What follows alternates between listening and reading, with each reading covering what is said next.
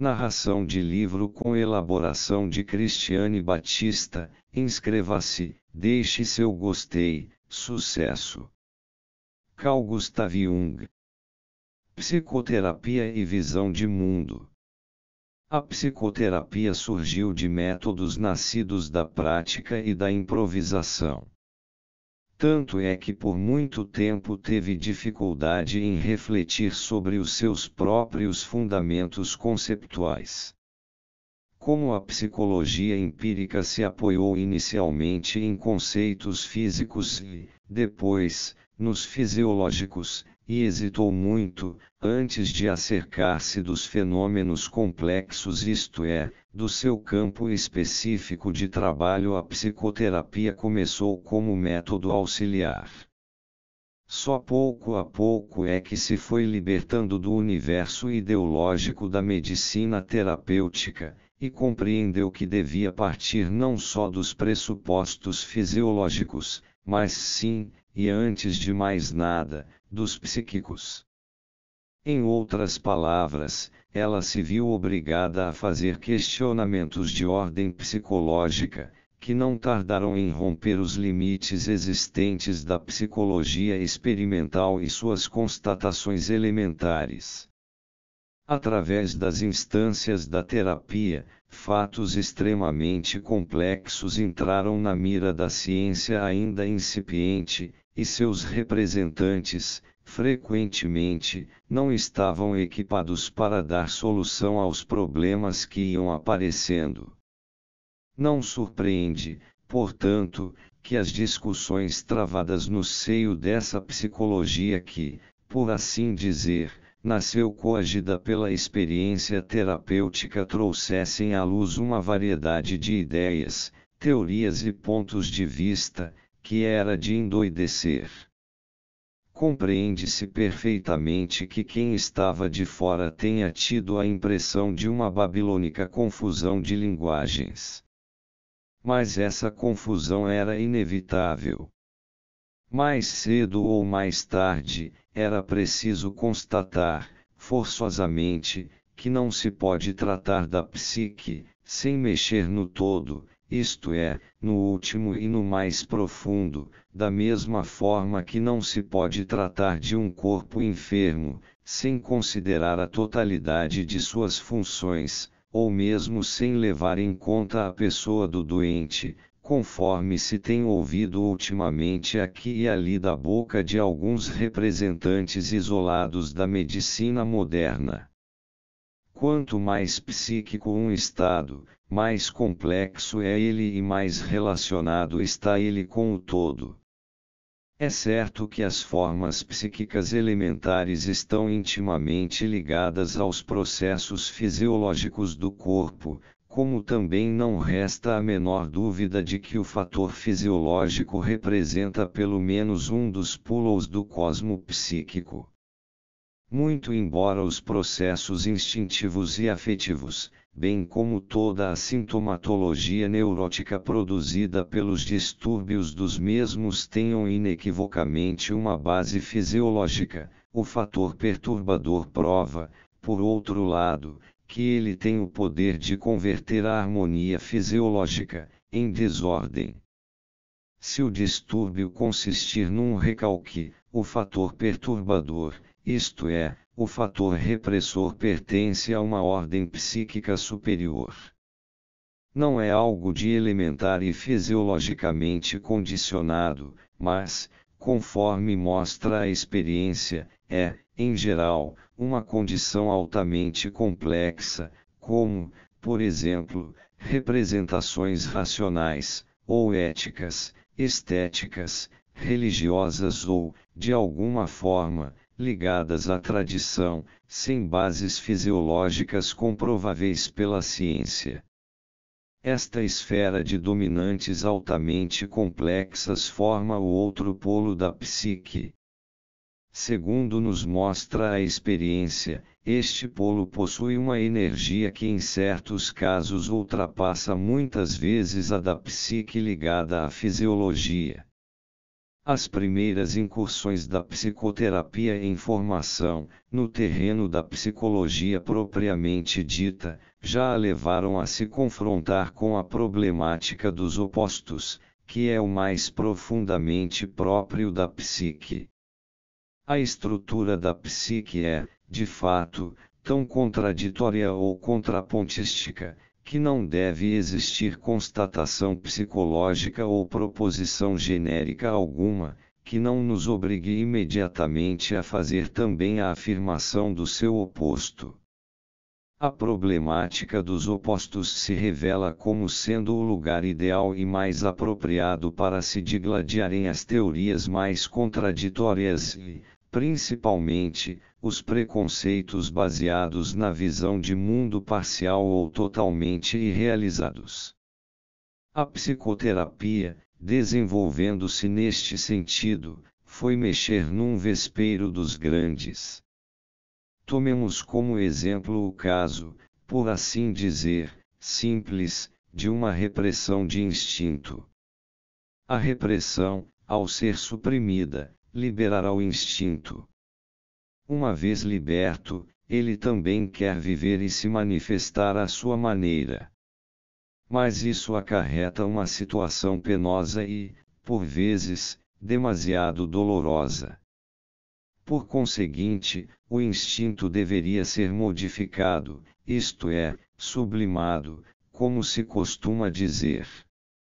De que modo isso será possível sem uma nova repressão, ninguém pode dizer ao certo. A simples expressão deveria sempre é prova da impotência do terapeuta, e também, um reconhecimento de que a sua sabedoria chegou ao fim. Apelar, finalmente, para a razão seria muito bom, se, por sua natureza, o homem fosse um animal racional. Mas acontece que ele não é. Muito pelo contrário, ele é, no mínimo, tão irracional quanto racional. Por isso, muitas vezes, a razão não basta para modificar o instinto, de forma a ajustá-lo à ordem racional. Os conflitos de ordem moral, ética, filosófica e religiosa, que aparecem nesse momento do problema, são inimagináveis. A experiência prática ultrapassa toda a imaginação. Todo psicoterapeuta, consciencioso e amante da verdade, poderia contar se pudesse romper o sigilo evidentemente histórias incríveis a respeito. Nesses casos, toda a problemática contemporânea, os questionamentos filosóficos e religiosos da atualidade são revolvidos. Se o psicoterapeuta ou o paciente não baterem em retirada, ambos se envolverão no problema. Tanto um como o outro se verá forçado a uma discussão profunda consigo mesmo, e com o parceiro. Existem respostas e soluções violentas, mas estas, em princípio, não são recomendáveis, nem satisfatórias a longo prazo. Nunca existiu um nó górdio que se partisse definitivamente, pois ele tem a ingrata propriedade de sempre se reatar de novo. A discussão das ideias que embasam a visão de mundo é uma tarefa a que se propõe a psicoterapia inevitavelmente, ainda que nem todo paciente avance até o fundo. A questão dos padrões com que medir, e a dos critérios éticos com que determinar a nossa ação, tem que ser respondida de uma forma ou de outra, pois em certos casos o paciente espera que prestemos contas dos nossos juízos e decisões. Nem todos os pacientes aceitam ser condenados à condição infantil de inferioridade, pelo fato de não lhes darmos satisfações, sem contar que numa falha terapêutica dessas cortaríamos o galho em que não sentamos.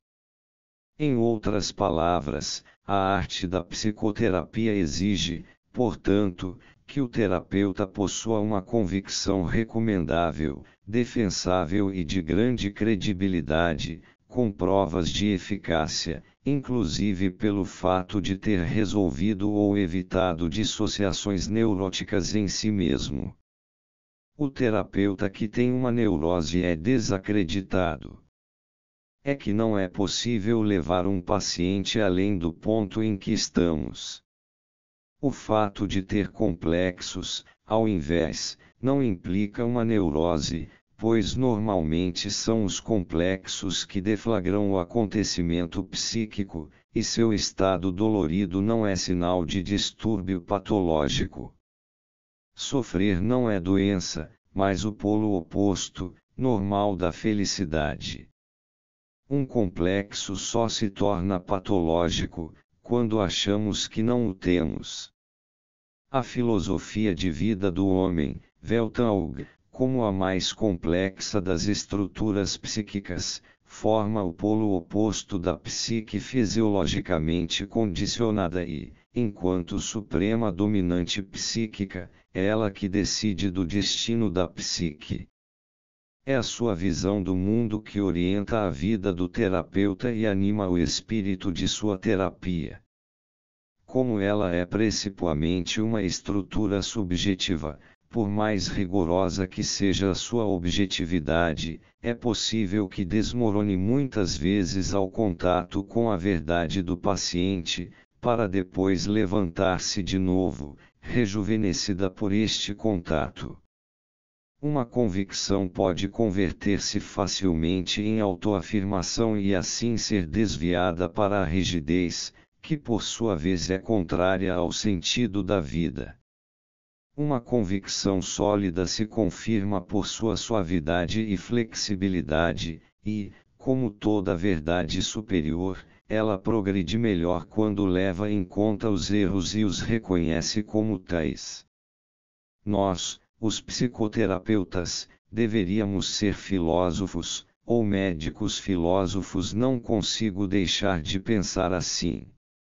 Aliás, já o somos, em que pese admiti-lo, porque é grande demais a diferença entre o que nós exercemos e aquilo que é ensinado como filosofia nas faculdades.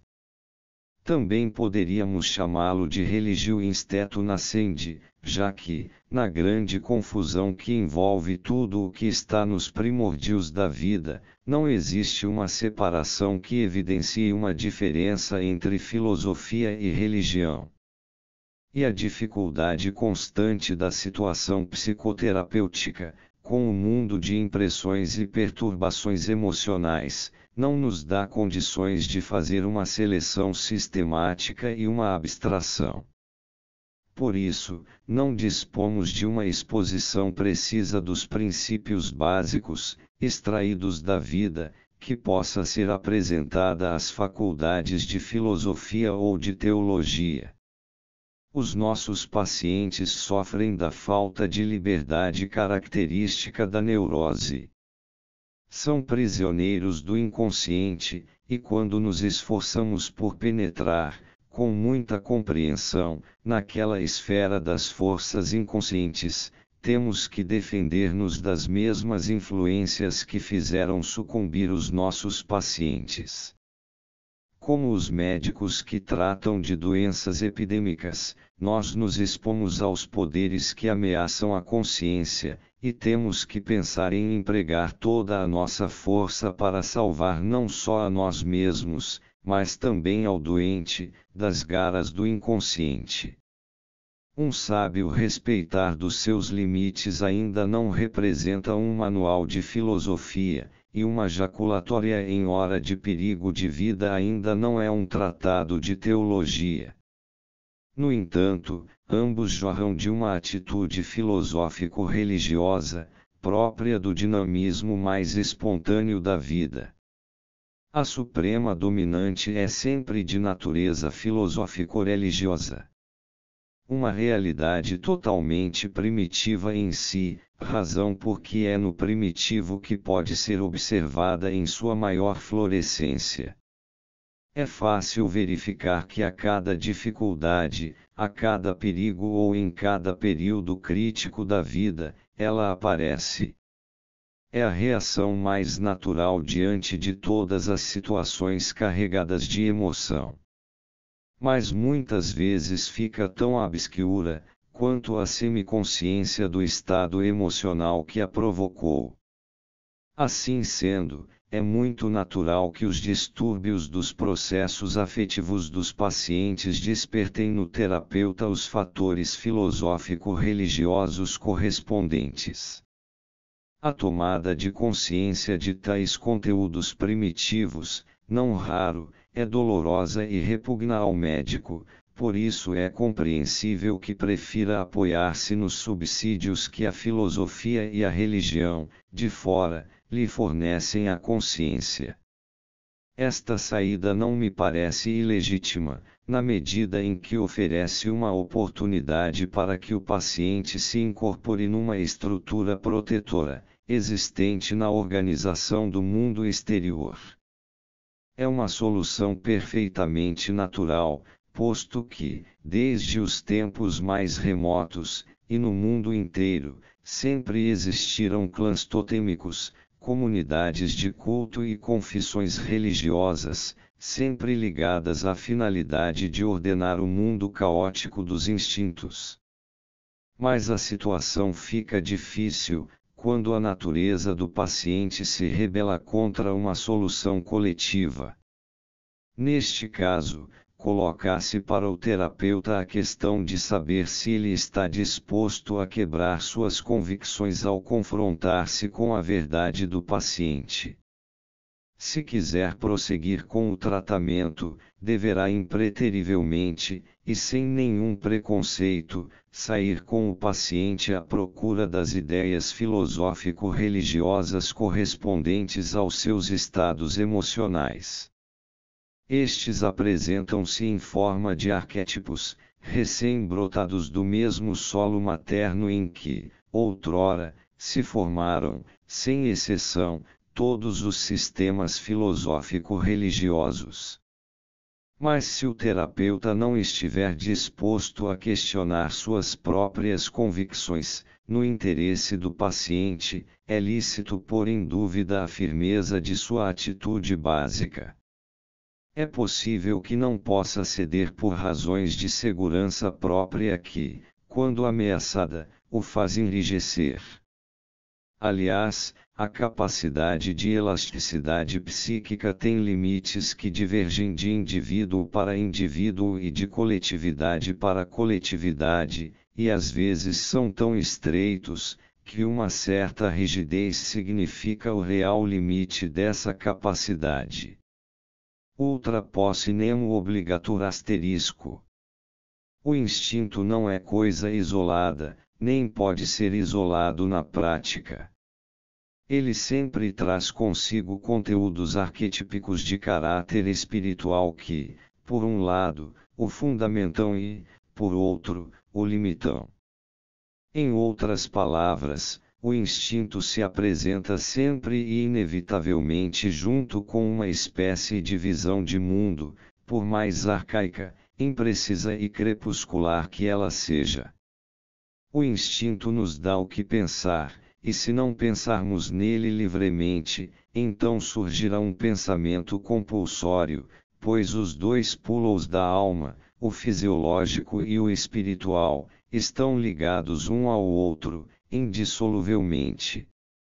Por isso, não existe uma liberação unilateral do instinto, da mesma forma que o espírito, desligado da esfera instintual, está condenado ao ponto morto. Não se deve imaginar, contudo, que a sua ligação com a esfera instintual seja necessariamente harmoniosa. Muito pelo contrário, ela é cheia de conflitos e significa sofrimento. Eis porque o objetivo mais nobre da psicoterapia não é colocar o paciente num estado impossível de felicidade, mas sim possibilitar que adquira firmeza e paciência filosóficas para suportar o sofrimento. A totalidade, a plenitude da vida exige um equilíbrio entre sofrimento e alegria. Mas como o sofrimento é positivamente desagradável, é natural que se prefira nem conhecer a medida do medo e inquietação para a qual o homem foi criado. É por isso que se diz sempre, benevolentemente, que tudo vai melhorar, que se vai alcançar a maior felicidade do mundo, sem pensar que a felicidade também está contaminada, enquanto não se completar a dose de sofrimento.